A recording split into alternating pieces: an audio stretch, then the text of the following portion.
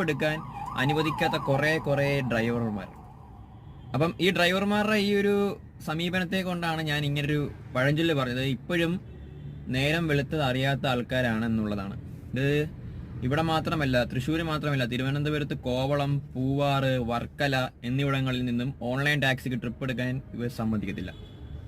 കാരണം ഇവരുടെ ഈ പറയുന്ന ഭീമമായ തുക, അതായത് കസ്റ്റമറുടെ കഴുത്തറുത്ത് വാങ്ങാനുള്ള ഒരു സെറ്റപ്പ് നടക്കുന്നില്ല എന്നുള്ളതാണ് മെയിൻ കാര്യം.